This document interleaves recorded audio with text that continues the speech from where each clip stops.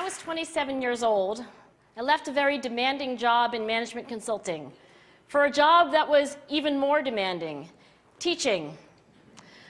I went to teach 7th graders math in the New York City public schools.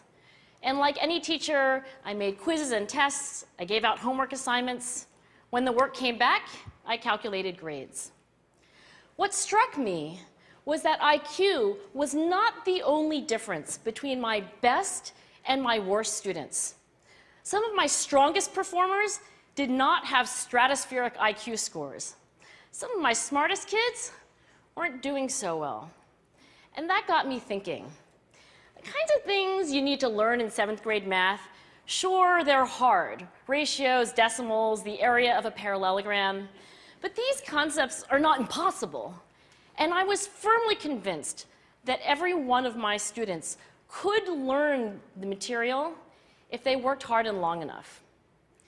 After several more years of teaching, I came to the conclusion that what we need in education is a much better understanding of students and learning from a motivational perspective, from a psychological perspective. In education, the one thing we know how to measure best is IQ. But what if doing well in school and in life depends on much more than your ability to learn quickly and easily? So I left the classroom and I went to graduate school to become a psychologist. I started studying kids and adults in all kinds of super challenging settings. And in every study, my question was, who is successful here and why? My research team and I went to West Point Military Academy. We tried to predict which cadets would stay in military training and which would drop out. We went to the National Spelling Bee and tried to predict which children would advance farthest in competition. We studied rookie teachers working in really tough neighborhoods, asking which teachers are still going to be here in teaching by the end of the school year. And of those, who will be the most effective at improving learning outcomes for their students? We partnered with private companies asking which of these salespeople is going to keep their jobs and who's going to earn the most money. In all those very different contexts, one characteristic emerged as a significant predictor of success. And it wasn't social intelligence, it wasn't good looks, physical health, and it wasn't IQ. It was grit. Grit is passion and perseverance for very long-term goals.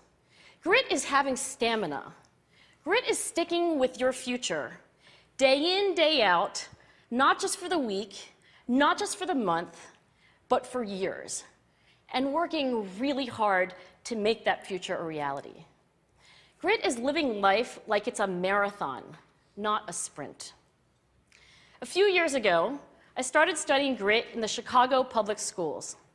I asked thousands of high school juniors to take grit questionnaires, and then waited around more than a year to see who would graduate. Turns out that grittier kids were significantly more likely to graduate, even when I matched them on every characteristic I could measure, things like family income, standardized achievement test scores, even how safe kids felt when they were at school. So it's not just at West Point or the National Spelling Bee that grit matters, it's also in school, especially for kids at risk for dropping out.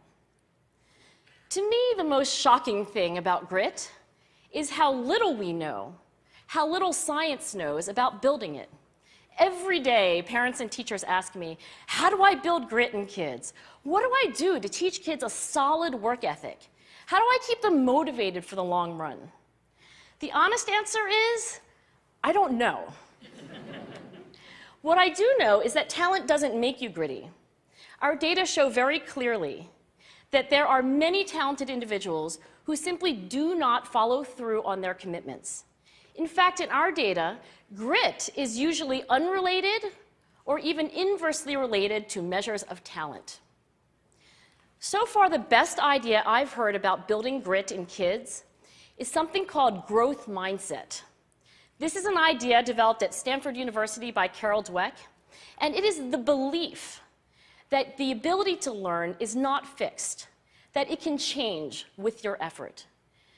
Dr. Dweck has shown that when kids read and learn about the brain and how it changes and grows in response to challenge, they're much more likely to persevere when they fail because they don't believe that failure is a permanent condition.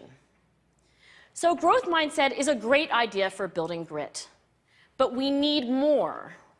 And that's where I'm going to end my remarks, because that's where we are. That's the work that stands before us.